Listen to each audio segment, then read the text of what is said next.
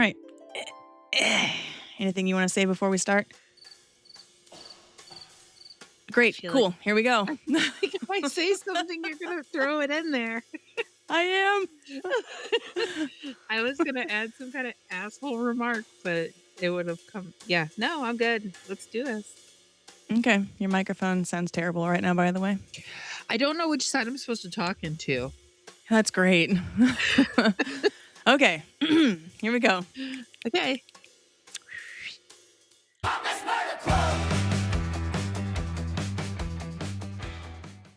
Welcome back to Hot Mess Murder Club, where we take true crime, dismantle the lies, and poke the trust fund kids until something honest falls out.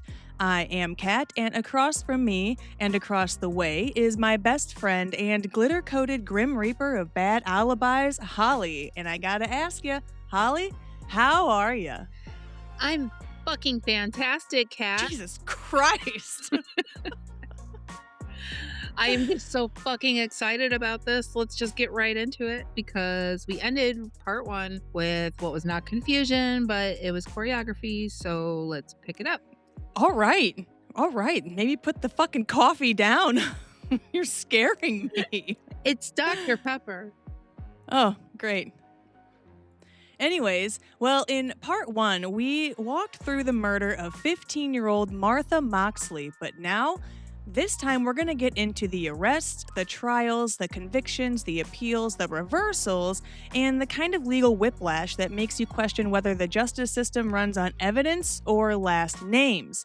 This is the part where the story stops being about that one night in 1975 and starts being about what happens when money, reputation, and power collide with a dead girl in the driveway. And I promise you, the ride gets bumpy from this point on. So let's get into part 2, but first... Hello, Holly.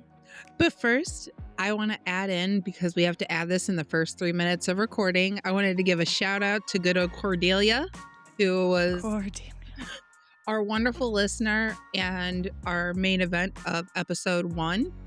And a shout out to Dave for making a good wood on wood comment about the boy in the tree. Hello, and thank you for all of your very wonderful input on our episodes. Whoa, shit. Anyways. Sorry we're disrespectful. I'm not. Me neither. Not even a little bit. Oh, anyways, well, first we're going to recap for those of you who have perimenopausal memory issues like I do, and I'm sure like Holly does as well. And be ready because I'm going to go through this little recap really fast. So, in part 1, we walked through the murder of 15-year-old Martha Moxley, killed on October 30th, 1975 in the wealthy neighborhood of Belle Haven. She left her house on mischief night. She went to the Skakel house. She was last seen alive around 9:30 p.m. and she never made it home. The next morning, she was found 70 feet from her front door, beaten with a golf club. The club shattered from the force. The broken shaft was driven through her neck. From the jump, the What? You said No, you fucked me up. You were doing so good. Keep going. I can't keep going now. You fucked up my flow. Just take another deep breath and keep it rolling. From the jump, the investigation was sloppy. Then the Kennedy connection entered the chat. Then the Sutton report exposed nearly 20 years of lies. The murder window is narrow, around 9:30 to 10 p.m., and this is the stupid part. Tommy admitted he was with her until nearly 10 p.m. Michael later admitted he was back on the property doing gross shit in a tree, and Kenneth Littleton heard something but did nothing because it was mischief night, and I don't blame him. And that is where we left it. And part 2 is where the legal circus begins, and I need a fucking break after that. That was a lot. Yeah, catch your breath. I'll handle this part while you recover. Thank you. Hey, that's what I'm here for.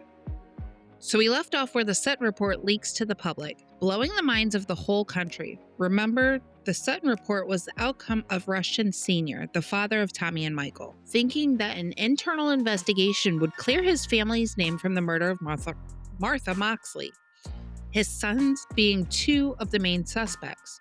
So to be real, this case didn't magically wake up in 1998 just because justice had a sudden burst of energy. It reopened because the state's attorney who had overseen it for 22 years finally resigned. New blood stepped in, Jonathan Benedict, and unlike his predecessor, he was willing to pull the file back off the shelf instead of letting it just sit there and collect dust. Suddenly, a case that had been politely stalled for decades was forced back into motion. All right, so now the case has reopened, and it looks like that there's a new state attorney in town, and this is where everything just kind of topples down a giant flight of stairs. So, by the mid 1990s, details from that report started slipping beyond the tight circle they were meant for. They reached reporters, they reached columnists, and author Dominic Dune, a man who understood exactly how to turn smoke into national fire. Once Dune began writing about what was inside that report, the Martha Moxley case stopped being a contained Connecticut tragedy and it became a public reckoning again. People learned the alibis weren't stable, that lies had been admitted, that attorneys had discussed worst case scenarios instead of demanding the truth. The narrative negatively shifted. This wasn't just an old, unsolved murder anymore. It started to look like a case that may have been mishandled or cautiously protected, and the temperature began to rise. Then, in 1998, Mark Furman published his book on the case, heavily citing the Sutton Report. Whatever had been simmering turned into a boil. Furman argued the investigation had stalled under the weight of influence and hesitation. He framed it not as a mystery, but as a complete failure. And here's the part that caused jaws to drop. 1 month after that book was released, Connecticut moved to impanel the one man grand jury. One damn month. After 23 years of stagnation, it was headlines, it was national attention pressing down hard enough that doing nothing started to look worse than reopening it. The book made it absolutely just impossible to ignore. And this is the actual reason a whole ass murder case that had been collecting dust for decades was back on a judge's desk, which is fucking pathetic. It really is. I have to admit, I'm still out of breath from my earlier breathing exercise. Anyways, so by 1998, the case investigation had hit a wall so hard that it actually left dents. For more than 2 decades, the case had been stuck in a loop of interviews, polite denials, and strategic silence. And here's the part people don't realize. In Connecticut, prosecutors don't have subpoena power during investigations. They can't just force someone to testify. They can't demand documents, and if a witness decides to suddenly not remember or simply decline to cooperate, that's pretty much the end of that road. So the case wasn't just cold, it was legally handcuffed. Under Connecticut law, there was a rarely used mechanism for exactly this kind of dead end: the one person grand jury. It's not a panel, it's not 12 citizens in a box, it's a single superior court judge granted extraordinary investigative powers to dig into unsolved crimes when normal methods have failed or are unlikely to succeed. And you don't get one unless you can prove the investigation is truly stuck. So that's kind of what that means when you said that they had called the one man jury. Yeah, in order to do this, prosecutor Jonathan Benedict had to go before a 3 judge panel and argue that after 23 years, the Moxley case met that threshold, that traditional tools just weren't working and witnesses weren't cooperating, that the system needed more power than it currently had. And the judges agreed. So in 1998, the Superior Court Judge George N. Thim was appointed as a one-man grand juror, and suddenly the dynamic had changed. For 18 months, Judge Thim functioned as a one-man investigative unit. He reviewed decades of transcripts, sifted through old evidence, and interviewed 53 witnesses. 53. 53 Damn. people who had talked before, people who hadn't, people who had stayed conveniently quiet. This time, they didn't get to opt out. That's right, because unlike the police, Judge Thim had subpoena authority. He could compel testimony from individuals who had previously refused to speak. That included former classmates of Michael Skakel from the Élan School, the same classmates who claimed he had made admissions about killing Martha back in the 1970s. And he had another tool the police didn't: immunity. If a witness was reluctant because they feared legal exposure, Judge Thim could grant immunity in exchange for a truthful testimony. That authority was used to secure information from Kenneth Littleton, the Skakel family's former tutor and longtime suspect. Everything happened behind closed doors, absolute secrecy. No cameras, no press, no leaks from the proceedings themselves. Witnesses were legally forbidden from discussing what they had said. The idea was to prevent tampering, protect reputations, and allow testimony without spectacle. This wasn't about public theater, it was about leverage. Now, if you're sitting there in disbelief that we just glossed over the fact that he admitted to classmates that he murdered her, I'm disappointed that you would think that we would do that to you. And of course, we're going to explain ourselves. Holly, why don't you start? Okay. Back in the late 1970s, Michael Skakel had been sent to the Elon School, a behavioral reform program known for its. My phone just went off. Sorry. Stop it. Tell your Okay. phone to Sorry. shut the fuck up. My phone's on silent. It was my watch. Okay. Oh, tell your watch to shut the fuck up. Okay. Back in the late 1970s, Michael Skakel had been sent to the Elon School, which is a behavioral reform program known for its confrontational therapy methods. He attended from 1978 to 1980, just a few years after Martha was killed. So, for a few years, all of his dirty little secrets resided behind the school's walls until Judge Them had power to make people talk. The most damaging testimony came from two former classmates, Gregory Coleman and John Higgins. Their statements provided something that the state had lacked for 23 years, what sounded like admissions. Gregory Coleman testified that during one of Elon's infamous punishment sessions, known as the Ring, Michael said, quote, "I'm going to get away with murder. I'm a Kennedy," end quote. That line hit like gasoline on a fire. It was just pow. Oh, God. Another gross thing to say. I'm a I'm going to Kennedy. get away with murder because I'm a Kennedy. Who was that? The lady, was it Ethel? Is that who it was? Who was like, we can't let this touch the Kennedys. Yeah, I mean, they're all gross. I think the only good one was the one that got killed. Nope. Is that rude? No. Too soon? Too soon? I don't feel like it's too No. soon. I mean, again, it was before our time. It's all right. It's plenty of time. We've made fun Yeah. of people that have only died a couple months ago. I just can't believe the absolute audacity of the Kennedys and apparently their cousins just to be like, you can't fucking touch me. Somebody in my family was assassinated. Bah ha ha. Can't catch me, silly copper.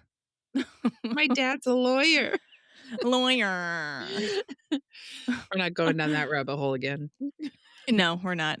Anyway, so then there was John Higgins. He testified that during a late night guard duty conversation, Michael became emotional and admitted involvement in Martha's death. Higgins claimed Michael said, "I don't know if I did it," but then describing seeing Martha's skull split open, which he could not have seen if he wasn't there at the time. Other former students testified that Michael spoke of jealousy, that he had been in a drunken rage, and that he was upset watching his older brother, Thomas, flirt with Martha earlier that night. The narrative forming wasn't premeditated murder, it was humiliation, alcohol, and rage. And layered over all of that was something already publicly damaging, that whole nasty ass tree situation that placed him at the scene during the window of death.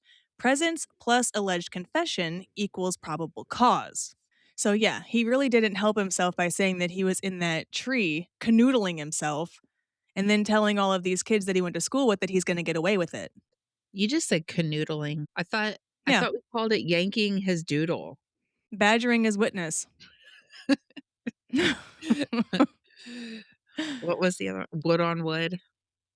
I feel like Yeah, we can do a lot of these euphemisms. I'll Google some right fucking now. Do it. I will. Hold on. Let's see. Uh, Oh, playing 5-on-1. Ew. oh. That's funny though. Where were we? I lost our spot. We were getting used.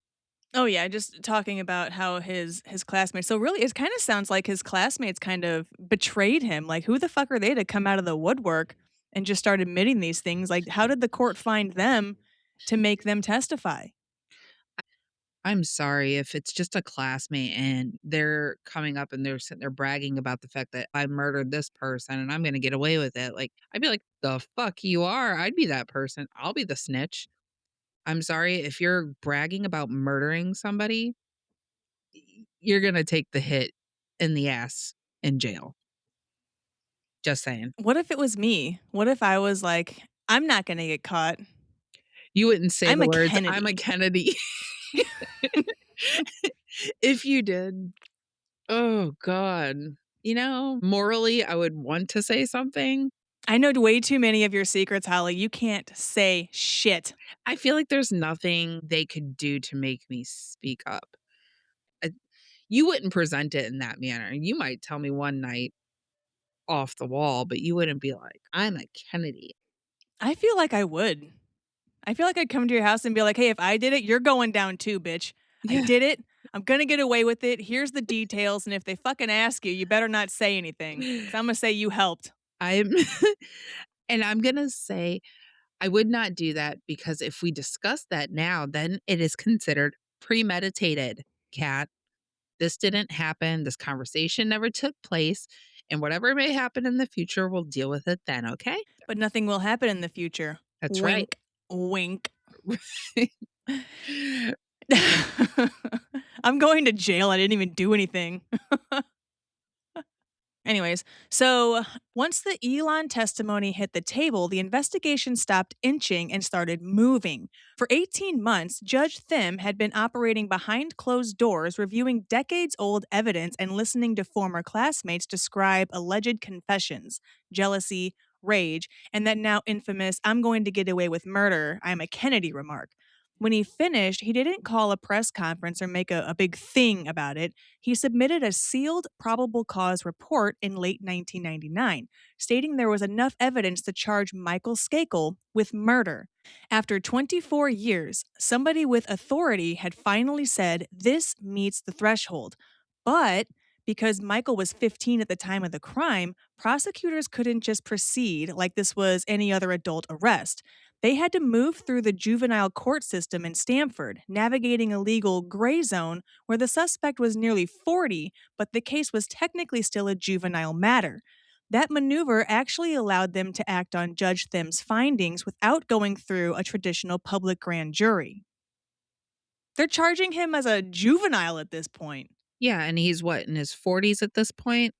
I think damn near 40 is, Yeah, yeah. close to 40. Huh. So, yeah, he got lucky there because on January 18th in the year of 2000, Judge Maureen Dennis signed the arrest warrant. Technically, it was issued for a male juvenile, but everybody knew exactly who it was. So the Yeah. next Or morning, January 19th, Michael Skakel surrendered at the police department. He was booked, fingerprinted, and photographed, though even his mugshot was initially withheld because of the juvenile's designation. But by that afternoon, he stood in court and was released on a $500,000 bond posted by his family. Well, of course he did, because his family are the fucking Kennedys. So yeah. finally, after nearly a quarter of a century, an arrest had finally been made. But again, because they have the money, he was let right back out. Yeah. I mean, the court system loves doing that shit. Like, hey, you murdered someone, but give us a little money and we'll give you a little extra time to tidy up some loose ends on the outside. You deserve Like, it. You've earned it. Gold right, fucking star. right. Exactly. This isn't the first case that we've dealt with or that we've gone over that's happened. Like they just let people out. And um Joseph Gorka. Joseph Gorka. Such a shame. Yeah, It really is. it But really is. they say it's all about who you know. But regardless of who you are and who you know, that's just saying it's okay that I can get away with murder because I've got money to do it. And that's so, like, I'm a firm believer in the death penalty. I know a lot of states don't honor that and they don't believe that that's a humane thing to do. I think anybody that hurts children or that has done something completely vile, and I feel like I'm an eye for an eye kind of person. However, they tortured and killed somebody, I feel that should be done to the killer. Can you imagine having that job? The job to do unto others? That's all I was thinking about that whole time you were saying that. I see the wheels spinning in your head like, wow, like dismemberment, chopping off the body parts, and Who's gonna do that? there Hi. I was gonna say there's some sick bastard out there that'd be down for it, but you're raising your hand, so I guess I don't think I could do that actually. I But I feel yeah, like there's people, you pay me enough money, you pay somebody enough money, not me. I don't have the heart for No, no, that. no, no, no, no, no, no, no. Let's go with what you said. How much money would it take for you to like do the same thing to okay, so Catherine Knight, for example. You would have to kill her and then cook her butt and serve it to children. How much money would it take for you to do that? I I can't. I couldn't do it. I don't even think that there's an amount of money.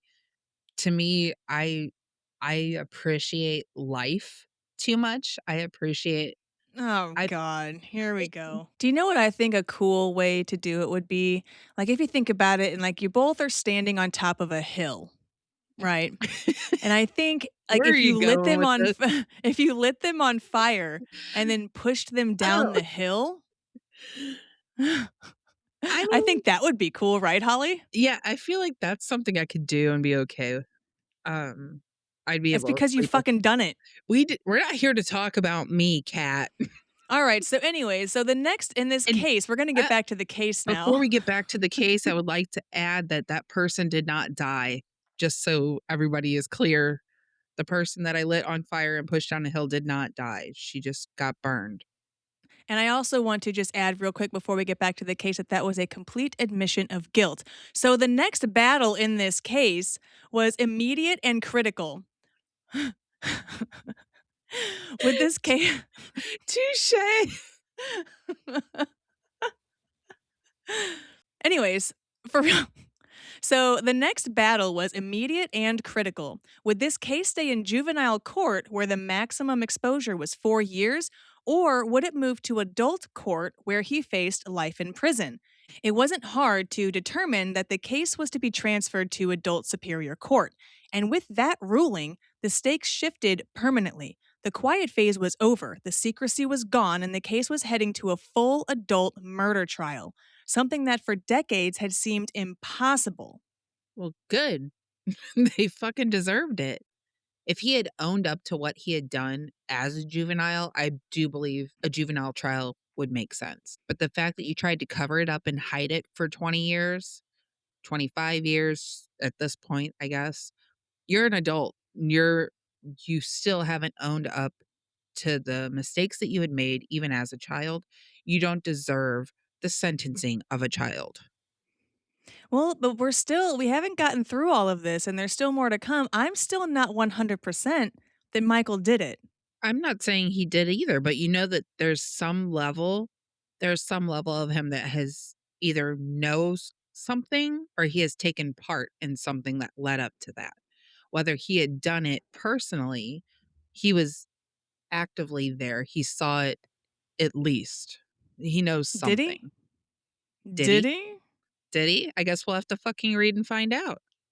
I get, wow. Wow. Put the What? matches away, Holly. You're out of the strike zone anyway. Don't worry about it. Anyway, so the trial officially began on May 7th, 2002, and by the time closing arguments began on June 3rd, the courtroom had heard weeks of testimony, but what they hadn't heard was a clean, undeniable confession. There was no DNA tying Michael Skakel to the weapon, no fingerprints, and no eyewitnesses. The state's case was circumstantial at best, layered and emotional, but only circumstantial. The state's attorney, Jonathan Benedict, knew it. So instead of ending with standard, boring, drawn out closing remarks, he staged something the jury would feel. The lights in the courtroom dimmed, and suddenly, instead of lawyers talking about timelines, the jury was hearing Michael Skakel's own voice. The audio came from a 1997 recorded interview he gave to writer Rick Hoffman while working on a memoir. In that recording, Michael described being drunk the night Martha died. He described climbing a tree outside her window. We all know what happens from there. And then the image changed to graphic, full color crime scene photographs of Martha Moxley's body and the brutality of the crime. It was calculated, it was cinematic, and it was the last thing the jury saw before deliberations began. That's fucking powerful shit. I Good mean, move. yeah, I was gonna say that was smart on their part, for sure. Like, give them everything that they can throw at them, anything that's gonna get that emotion out right before they walk away. Like, get it all Yeah. right in front of them, let it be visual. As hard as that may have been to look at, and with the recordings, I feel like, yes, it might be a circumstantial case and circumstantial evidence, but with what they had, I mean, it ties together nicely enough to make people think.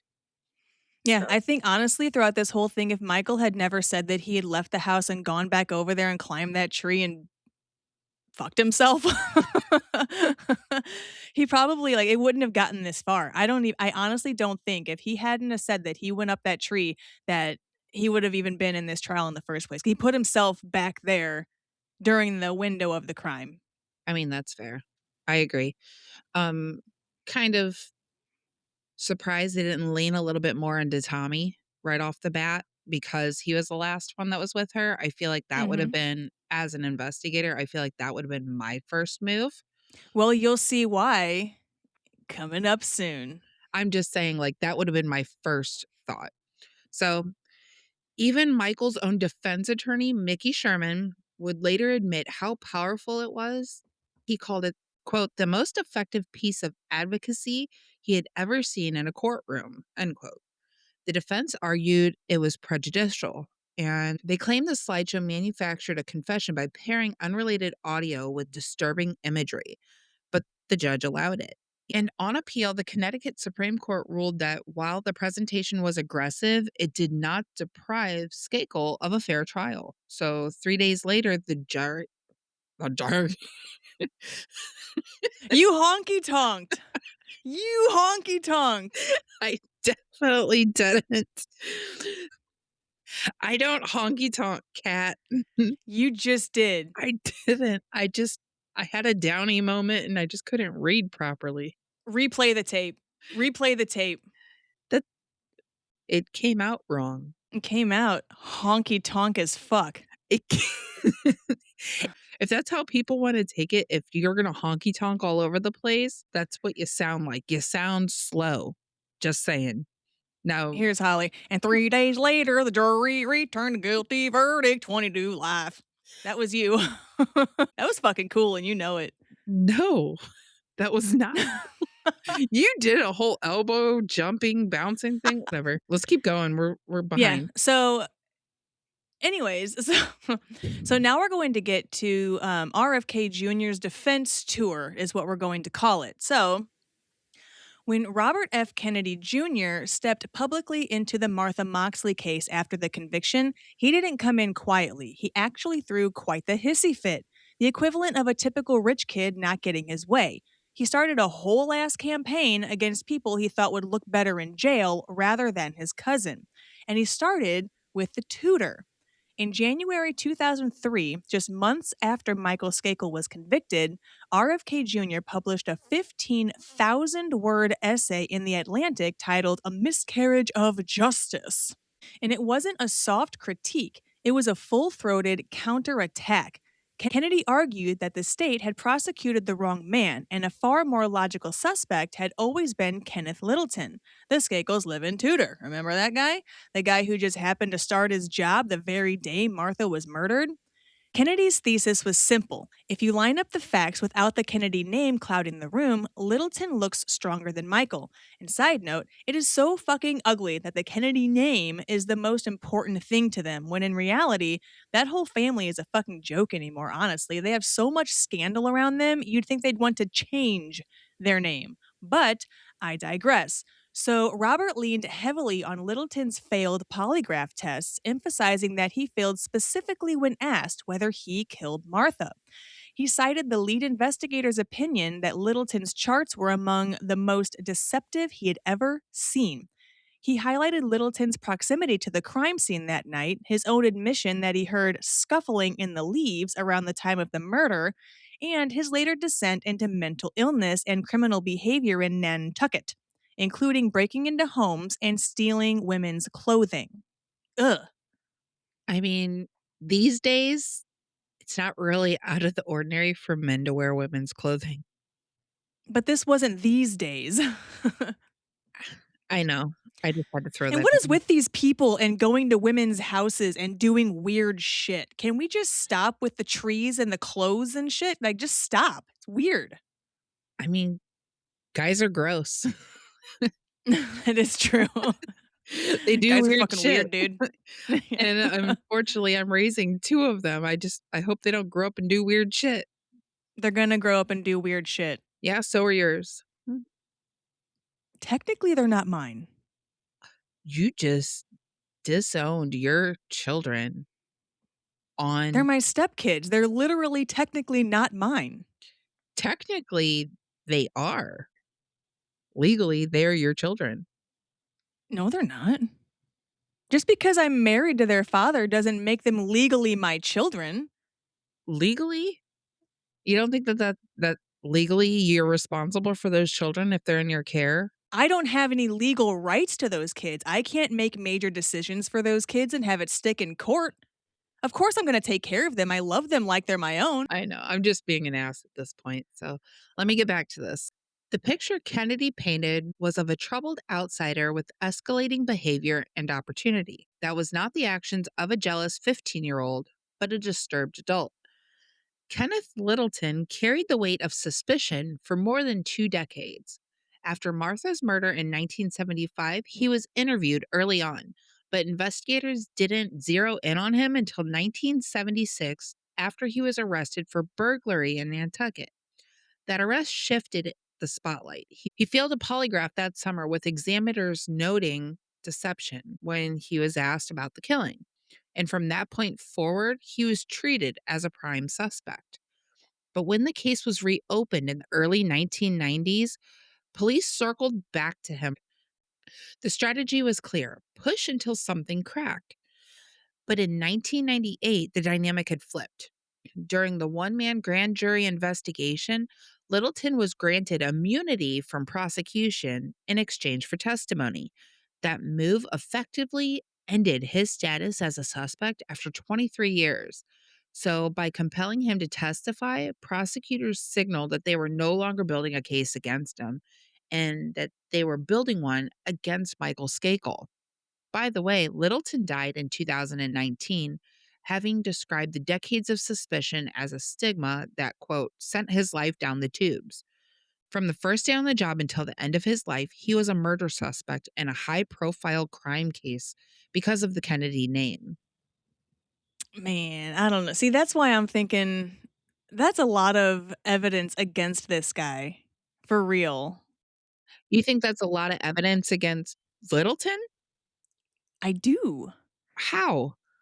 Like, Well, the because of what fact that he he did elsewhere? Because of what he did no, after? no. Nobody can confirm whether he actually went outside or not. All the other alibis were incorrect. So nobody can actually pinpoint whether or not he went outside ever, right? And then the polygraph tests, I mean, it's and when they gave him immunity, that's the only reason he wasn't a suspect because they wanted to build a case against Michael Skakel, I who mean, I had see that and I alibis. understand. Yes, but even their alibis were lies. Didn't we already go over that? They had lied too. Right, they did, but Michael said that he went back and climbed the tree and did the dirty shit in the wood on wood, right? Okay. And that was after 11 o'clock, Okay. and the time for the killing was 9:30 to 10. Okay. But whenever we jump back to Littleton or the fact that Michael Skakel would have been in the tree or whatever, if something was happening and Michael was in the tree yanking his doodle, Badgering his or witness. badgering the witness, choking his chicken, honking the horn, whatever it is. Um, Honking the horn. Can you imagine? Beep, beep, beep, beep, beep, beep. I'm just it just I came think that would have out. been a dead giveaway. You're busted, buddy. I'm just saying, like, if he's there and he's in that tree that's in the backyard, Martha was found in the backyard under the tree. Under the tree. Not that same They tree. didn't specify what tree. They did too. They did too. They said it was the ponderosa pine on the back of the property, and he said that he climbed the tree next to her window. Her window isn't in the backyard. Her You window is don't in know the that. house.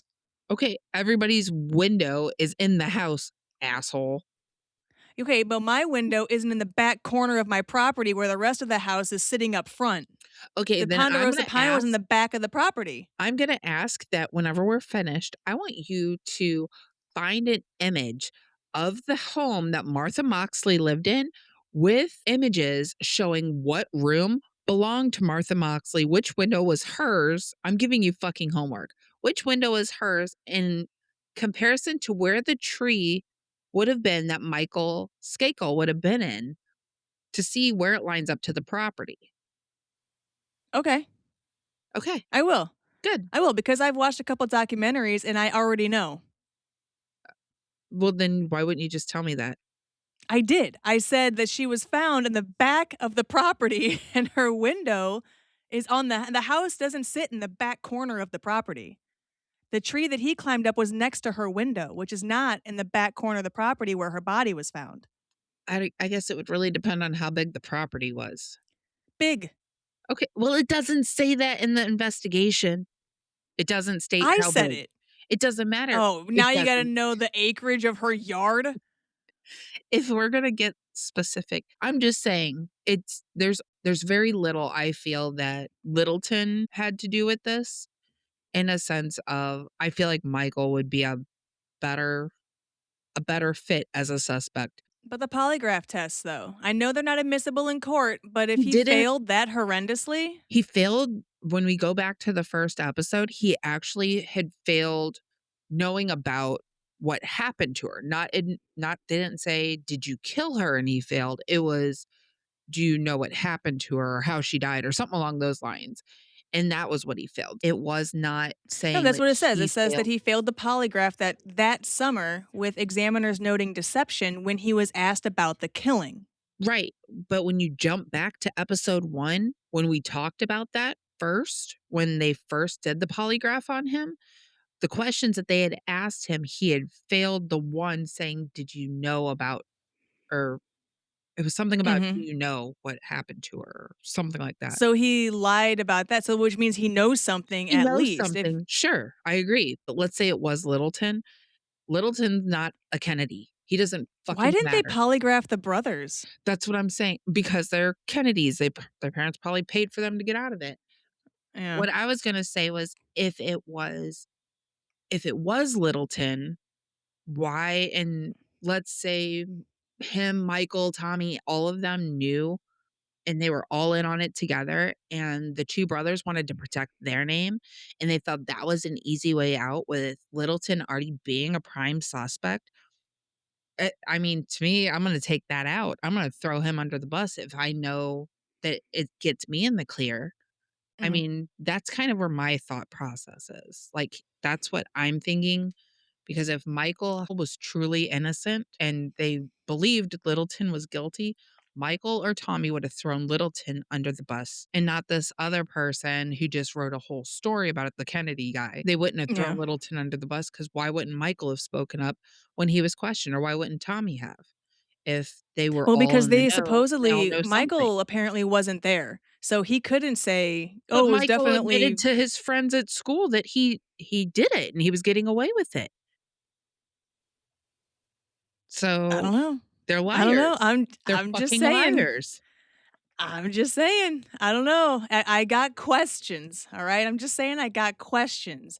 Either way, Okay. so that whole debacle with Kenneth Littleton, that was only the first act. So the Bronx theory didn't enter until later. After the Atlantic article ran, Kennedy said he began receiving letters urging him to contact Gitano Tony Bryant, a former classmate of Michael Skakel. By late 2003, Kennedy tracked Bryant down, and that's when the story shifted yet again. Now, this Bryant guy is apparently a cousin to the basketball player. Was it Kobe or Toby Bryant? I don't know. I don't basketball. Cool Kobe goal. Bryant. Woo. Yeah, either way. So, Bryant claimed that on the night of the murder, he had been in Belle Haven. Bryant claimed that on the night of the murder, he had been in the Belle Haven neighborhood with two men from the Bronx, Adolph Hasbrook and Burton Tinsley, who goes by Burr. He alleged that one of them was obsessed with Martha and that they later bragged about attacking a girl with a golf club, caveman style. Kennedy investigated and interviewed the men Bryant implicated, and he, by all accounts, pursued the lead. And I'm sure he was incredibly non biased during this personal No, investigation. no, Yeah, not at no. all. Right. But anyway, so by 2006, Skakel's legal team filed a petition for a new trial based largely on Bryant's claims, attempting to introduce the Bronx suspects as alternative perpetrators. That's when the theory moved from Kennedy to courtroom. It didn't survive scrutiny, though. Judges later ruled that Bryant's claims were merely hearsay and not credible. And the courts found no reliable evidence placing Hasbrouck or Tinsley in Belle Haven that night. But do you think that stopped Robert Kennedy? Nope. Old Bob didn't stop and think for one fucking second. Instead, in July 2016, he published a book entitled Framed: Why Michael Skakel Spent Over a Decade in Prison for a Murder He Didn't Commit. Wow, what a name, right? Kind of rolls off the tongue. Catchy, catchy. And in this book, he doubled down. He explicitly named Hasbrouck and Tinsley as the likely killers. He echoed Bryant's claims of obsession and repeated the caveman style attack description. The backlash, though, was immediate. Critics accused Kennedy of perpetuating racial stereotypes, noting that Hasbrouck is black and Tinsley is of a mixed race, and neither man has ever been charged or officially named as suspects by law enforcement. So now he's just out there blaming these two random minorities off of Kobe Bryant's cousin's letters. So he's stating that pretty much because they're not white, not Caucasian, that must mean that they're guilty.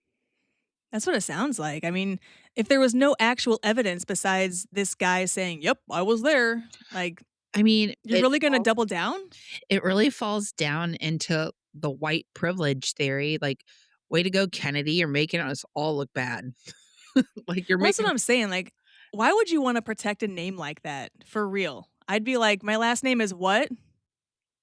I mean, if he was a Kennedy and he was proud of that name and he wants to stand up for that, but ultimately it's so scandalous. Let's point the finger at anybody else because they may be black or mixed or Mexican or Spanish, whatever, Asian. Just being a minority does not make you a criminal.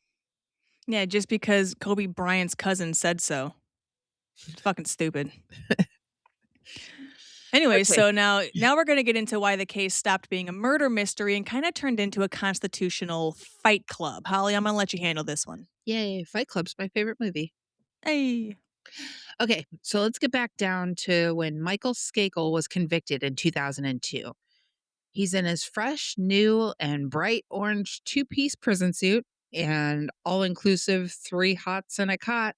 This is where he sits for quite a few years. So by 2010, the Moxley case had reached a point where there weren't any shiny new suspects left to chase without the whole thing turning into fan fiction. The theory RFK Jr. pushed had already been dragged through court and denied. But of course, the Skakel legal team had appealed it. That appeal led to April 2010 when the Connecticut Supreme Court didn't just reject the theory, but they buried it. Unanimously, they basically said, this is hearsay and we're not playing this bullshit game because somebody wants a better storyline. Just knock it off. So, in the minds of Michael and his new legal team, they thought that if the courts weren't going to entertain that somebody else had done it, then Michael Skakel's only remaining path to freedom was proving something different, not his innocence or not any alternative suspects or a shadowy minority in the night. He had to prove that the 2002 trial itself was constitutionally unfair, meaning that the system didn't just maybe get it wrong, but it got it wrong in a way that violated his rights.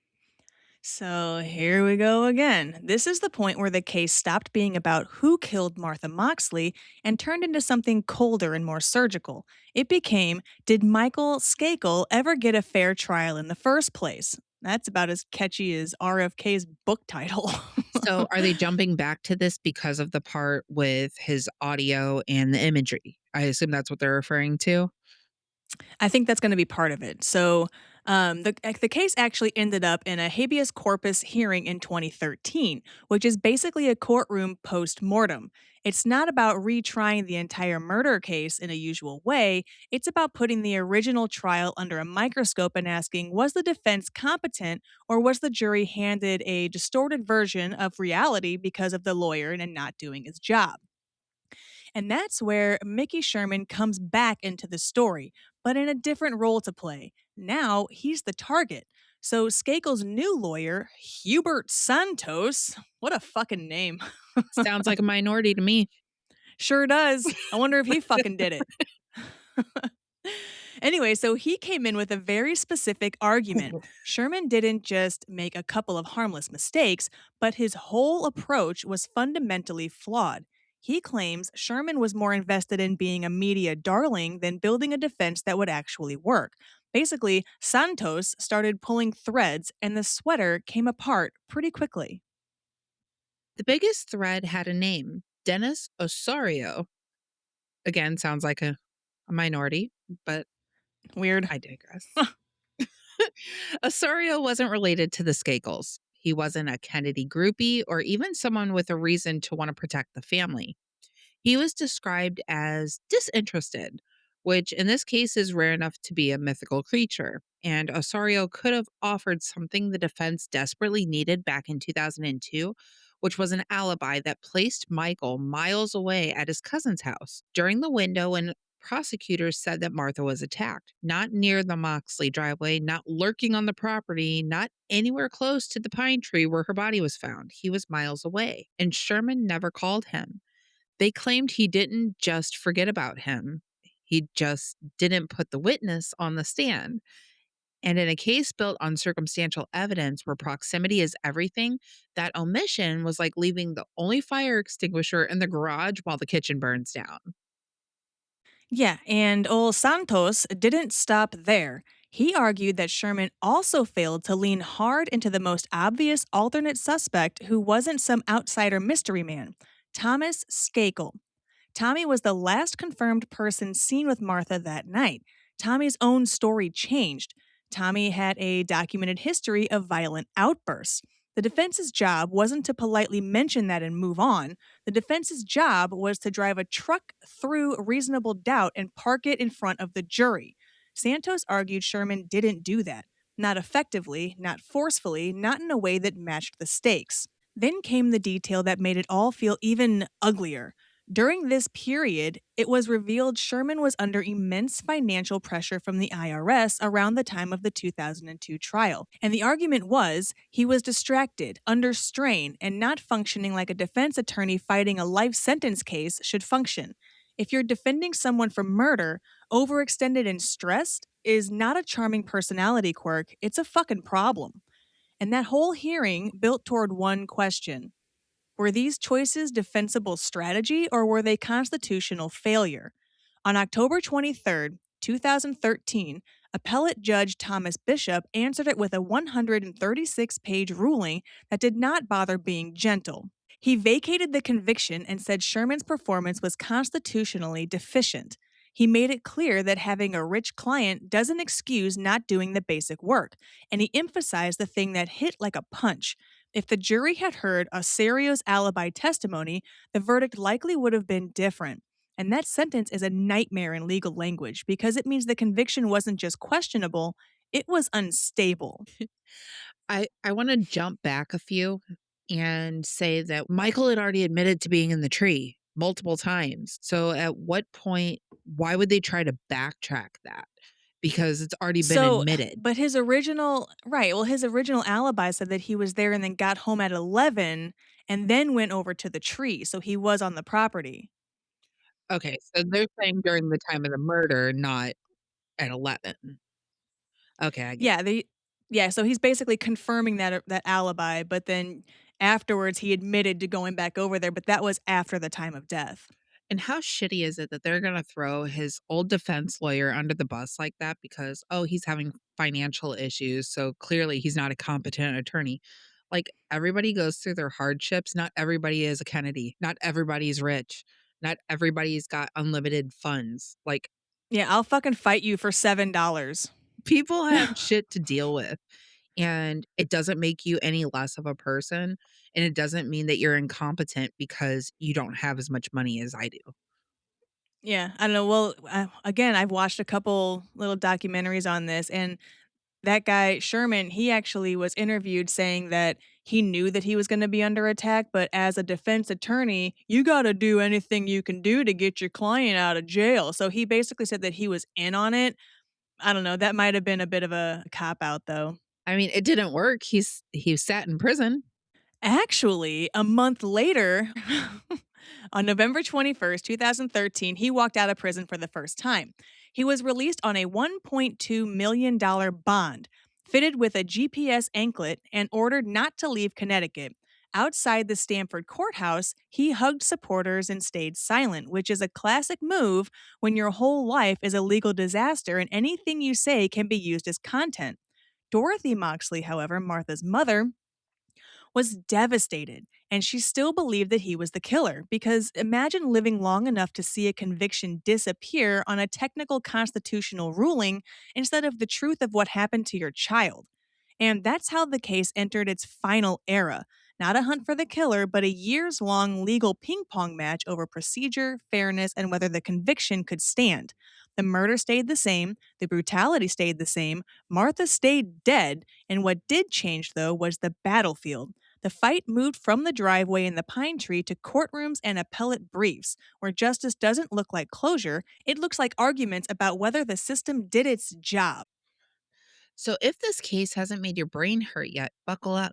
Because at one point, the prosecutors found themselves defending his original defense attorney. Yes, the state ended up defending Mickey Sherman. After the 2013 ruling that called Sherman's performance constitutionally deficient and tossed the conviction, the state prosecutors made sure that the case moved up to the appellate ladder. And when it reached the Connecticut Supreme Court, something deeply ironic happened. Prosecutors stood in court and argued that Sherman's work was not sloppy, not incompetent, not reckless, but strategic. They insisted that his approach in 2002 was, quote, well thought out and well planned. They pushed back hard on the idea that he had botched the case. According to the state, Sherman made deliberate and tactical choices. The defense had argued Sherman failed by not focusing more aggressively on Tommy, the brother who was the last confirmed person with Martha. But the state countered that attacking Thomas more directly would have backfired. They argued that leaning into Tommy's involvement would have reinforced the prosecution's core motive theory, which was jealous rage. Yeah, because if you highlight the brothers flirting, you strengthen the narrative that Michael was angry, humiliated, and volatile. So, in other words, the state claimed that Sherman didn't drop the ball, he chose a lane. And appellate courts don't overturn convictions just because someone second guesses strategy years later. That's where the legal concept of standard of review comes in. It's not enough to show your lawyer could have done better. You have to prove the representation was so bad that it violated the Constitution and likely changed the outcome of the trial. And that is a high bar to reach. And in December of 2016, the Connecticut Supreme Court cleared that bar for the state by a mile. So on December 30th, 2016, in a 4-3 decision, they reinstated Michael Skakel's conviction. The majority ruled that the evidence against him was overwhelming and that Sherman's representation, while imperfect, did not meet the threshold for constitutional failure. So, just like that, the conviction was back. One judge had called the defense deficient. 4 justices said it wasn't. 3 dissented.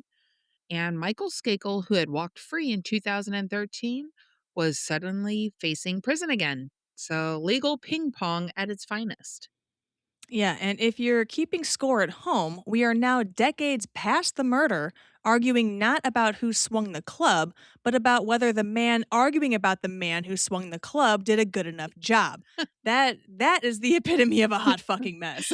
That is insane. Like, Yeah, they totally forgot what this case was about completely. that's what it seems like. Yeah, it's no longer about the murder. It's not about who did what. It is about, that guy sucks as a lawyer.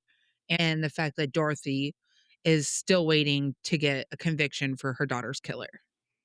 Yeah, I think that's probably the second worst part. Not only was it just the way that Martha was killed and left in the backyard, I mean, just so brutally with the club protruding from her neck and like just blood and her hair all encrusted and not blonde anymore. But then we have Dorothy, who thought she had some kind of closure, and then now it's going back and forth, and she's, I don't know, 25 years older than what she was, getting up there in age. And this poor lady is still dealing with this. Just finish it, man. Just fucking finish it. It's about the closure of knowing that Yeah, you're right. it's the closure of knowing, okay, we know who did it. There's nothing we can do about it. Nothing's going to bring her back, but at least we know that justice was served in her honor. And Yeah. I think that's It's wrong. so sad. Yeah, that's Poor where we, Dorothy. that's And where what we a go. cute lady, too. Dorothy is such a cute, sweet old lady. Now old. Dorothy I don't walked know how. right down the driveway past Martha's bloody pool blood in the middle of the driveway and didn't even recognize it. I So well, I'm gonna Google that at the end too. I'm gonna find out where everybody is now, and then I'm gonna once and for all gonna figure out why nobody saw the pool of blood in the driveway. and yeah, until the next day or Yeah, we're putting it to bed. good. Good. Okay. Anyway, so even so now he's got the conviction reinstated. So now here in 2016, and the conviction was back on. The Connecticut Supreme Court said the evidence was overwhelming. It looked like the legal chaos had finally settled. And then, because this case cannot exist without some fucking drama, 2018 happened. In May of that year, the Connecticut Supreme Court reversed itself. Again, another 4-3 split. This time, the majority zeroed in on Dennis Osorio, the alibi witness who never testified in 2002. They ruled that leaving him off the stand wasn't a harmless oversight. It likely affected the outcome, which meant the conviction couldn't stand. It was gone. A fucking again. What a fucking shit show. Yeah. Oh my God. So the state made one last attempt to stabilize the chaos and appealed to the U.S. Supreme Court. If Connecticut's highest court couldn't make a decision stick, maybe the federal bench would. In January of 2019, the U.S. Supreme Court declined to hear the case. No explanation, no intervention, just a quiet refusal. The silence made the 2018 decision final. Suddenly, prosecutors were staring at a 40-plus-year-old murder and asking themselves whether they could actually try it again. Witnesses had died, 17 key ones gone, memories had faded, and evidence hadn't gotten stronger with time, it had gotten more fragile. This wasn't a DNA case waiting for a lab breakthrough. It was a testimony case and a timeline case, and time had eroded both. Yeah. I wonder why they wouldn't hear it. I wonder if that was some kind of Kennedy influence too. Why they wouldn't hear the case again? Yeah, because like if what do they say? The Connecticut court was like, nah. So they sent it up to like the Federal US court. Supreme Mhm. Court, and they were like, no, we don't even want to look at it. I wonder why. With it being such a high profile case, but it's got that stupid fucking Kennedy name tag on it. I wonder if that had something to do with it. Probably. Yeah, who knows?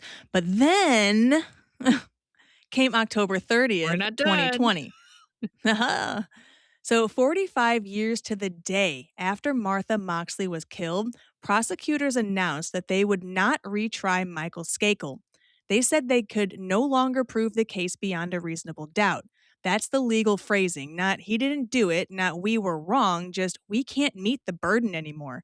And that's how it ended, with not one person serving time in the end. After decades of accusations, reversals, appeals, and courtroom theatrics, the case didn't resolve with a dramatic final act.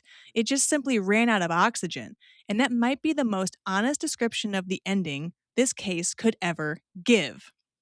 So, who do you think did it, for real? Just put it out there. No explanation, just say a name. Thomas. Thomas Skakel. Tommy You Skakel. think Tommy Thomas Skakel did it? I do. And the fact that they never circled back to that and what the fuck happened to him? Where did he go? It was one of the brothers, in my opinion, or both of them. I do believe Thomas was involved, or Tommy Skakel and Michael Skakel were involved. You know what? Now that I kind of like think about your explanation, I think you might be right. I think it actually could have been both brothers. Like maybe they like confronted her after Michael saw her making out with Tommy and it shit just got bad because I don't know if we mentioned it. I think we did. The golf club came from the Skakel boys' mom's golf club set, so it was one of their golf clubs too, and I don't think the tutor would have known where to find that if it was his first day on the job. Now that I think about it, I think you might be onto something. I mean, I was just trying to use logic. Like most people, what are the odds? Usually on your first day of work, you're trying to be that star shining employee. You're not going to go out and fuck that kind of job or opportunity up on day one. You're not going to risk that for some 15-year-old girl across the street that you don't even know. So I think with the dynamic between Martha and her messing around with both brothers and knowing it was a problem and what? I think you might be right. I think Kenneth Littleton never said anything. I guarantee you one of them fucking Kennedys They paid him off. probably paid him to keep his fucking mouth shut. Yeah, they paid him off. It was both brothers and Littleton got a chunk of change and fucking skedaddled. Yeah, and he went through his psychotic episodes being paid to keep quiet and morally wanting to say what happened, but never had the opportunity to do so without breaking whatever agreement he had with the Kennedys or the Yeah, Skakels. I wouldn't think that his drug use and his downward spiral later in life would have anything to do with him actually committing the crime. But I feel like maybe the pressure of the time and going through all of that with all of these rich people and what you can and can't say, I would put it towards that rather than trying to use that as evidence that he murdered her. Yeah, I agree. So Which makes I sense with the polygraph test. Yeah, maybe he does know something about it, but he was paid not to say something, so he boot scoot and boogied on out of there before he got in any real trouble. That was for you, that honky tonkism. yeah, you said you were gonna throw one in every episode. That's fucking right. Anyway, so I want to find out where they all are now. So, where are the fucking Skakels now? Do do do do do. A few moments later. Da, da, da. So, Thomas has largely stayed out of the public eye in the decades following the murder. Martha Moxley's, yeah, the case is still unknown. And looks like everybody has kept a low profile, but it does say that this whole legal battle apparently, allegedly, drained the family fortune trying to keep Michael out of jail. Interesting. Doubtful. So I Fucking did doubtful. I looked it up too, and I tried Hmm. looking up for Thomas or Tommy Skakel, and it shows like as of 2001, he has been residing in the family home and has never Hmm. been charged despite the intense scrutiny against him. Like they never questioned it. They didn't even wasn't a thought in their fucking mind. You hear me typing, I'm sorry, but I'm typing, why did nobody see Martha's blood? You know what? If a police officer detective ever goes through my laptop to see my Google searches, I'm going to jail for nothing. I swear to God. It might not be for nothing though. I mean, did you forget the beginning of this episode? I didn't do shit. I'm not the one who admitted to anything. What did I admit? Pushing that bitch down the hill after lighting her on fire. She was okay though. Remember that? I do. I Everybody didn't else say she does. was okay. I said she did not die. There's a difference. Oh, so it's worse than I what mean, we all thought. she's alive. She's fine now. Anyway, so it looks like, based on investigations and reports, the blood from Martha Moxley's murder was not immediately seen on the driveway for several reasons, primarily stemming from the timing of the crime. The lighting in the driveway area was likely insufficient to reveal a pool of blood immediately. Okay, we can kind of let that one go. Initial But- police incompetence. My thought wasn't the police. My thought was the mom. It was when the mom, because she went over there in the middle of the night, but when she went back over there at 6 a.m., it would have been light enough to see a pool of blood in her own driveway crossing the street. Okay, but both of us here have forgotten, I guess, exactly how this murder occurred. So she apparently wasn't actually killed on the driveway. It She was was attacked on the near driveway. the driveway. Yeah, like near the driveway. So if the But they blood found pool wasn't blood on the driveway, is what it said. but not maybe not like a pool of blood. I don't know. I'm getting there. Let's Okay. see.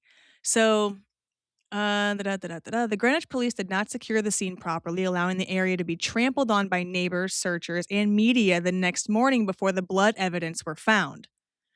And then the body was not in the driveway. So when police believed she was hit on the head near the driveway, her body was dragged 70 feet away to a pine tree in the backyard. The primary focus was on finding a missing girl, not examining the driveway. The blood had dried and it was hidden by foliage, and the significance of the smear marks or small amounts of evidence on the driveway was not immediately understood. As some theories suggest, it was thought to be a different kind of stain. I don't know. Because when blood dries, it's really dark. It's not like it's bright fucking red. No, it's more like a brown. Yeah, so I mean, that people could have mistaken it for a smeared oil stain. Okay. I don't know, but that's what I'm being told here. Anyway, so let's get back to the most important part of our episode, Holly. It's the end of the case this time. You know what that means? I mean, you're doing a little dance, so I feel like I know what it means. Why this case is a hot mess. We're back, baby. Yeah, here we go. Anyway, so this case is a hot mess for 3 very specific reasons. Are you ready? Yep. You don't sound very ready, Holly. Are you fucking ready? I'm ready. I don't like that. I don't like that at all. I don't know what it is. I feel like your overexcitement really brings me down. I need you to chill. I'm tired. You need a therapist. You are my therapist. Oh God. I need a therapist. I know, I'm yours. It's unfortunate. Oh, we're fucked. Yeah. It's really Anyways, unfortunate. so this case is a hot mess for 3 very specific reasons. Reason number 1, the investigation was handcuffed from the jump. So there was no subpoena power in this case, and it was all in a wealthy neighborhood that had teen witnesses with very flexible memories. So the state ended up needing a one-man grand jury just to make people talk. Reason number 2, the alibis aged like warm milk. Yeah. There was a tree, there was a window, there was homework, and there was timelines that shifted depending on the decade and the pressure level. That 30-minute window in 1975 had done more gymnastics than an Olympic team, okay? So reason number 3. The conviction couldn't stay convicted. Guilty, overturned, reinstated, overturned again. Supreme Court pass. Charges dropped. The case had been legally rebooted more times than a frozen laptop. What do you think about that, Miss Holly? I mean, it's disgusting. I'm just not thrilled with the ending at all. It really is a bummer. But here's the rot at the center of it. Every time the system thought it had control, it lost it. Not because new truth exploded onto the scene, but because the foundation was shaky from day one. Weak investigation, emotional closing arguments, missed witnesses, political pressure, and then decades of appeals picking at every crack. And while lawyers debated strategy and courts argued about the standards of review, Martha stayed exactly where she's been since 1975. This case didn't collapse because of one dramatic reveal, it eroded. Slowly, publicly, until the state finally admitted it couldn't carry the weight anymore. That's not a resolution. That's a system running out of oxygen, just like you said. So it's devastating, really. Yeah, I mean, I feel like this was the most anticlimactic ending we've done so far. Yeah. After all that bullshit. It pisses me Nothing. off that I have to sit here and just guess. It pisses me off that we went through this whole fucking thing and there wasn't an actual ending. And the one person that they thought that they had for it was exonerated. Yeah, fuck it. Yeah. Have a good life. Yep. Yeah, with your now broke-ass family. How's it feel? It feels pretty good to be free. Yeah, I guess you're right. But on that note, oh, I really didn't mean to do that honky-tonkism. I don't know where that came from. Anyways, on that note, make sure you're following Hot Mess Murder Club wherever you listen to your podcast. Full episodes drop every Monday because Chaos clearly has a calendar. And subscribe to us on YouTube for Case Cleanup, where we take one true crime case and break it down piece by piece. No fluff, no spin, no bullshittery attached. And remember, if your story needs 5 revisions, that's not a story, it's damage control. So, all right, that's it then. Now get the fuck out of my house. Y'all have been here for 2 days. Don't get. Goodbye. Bye. Bye. Say bye, Kiki.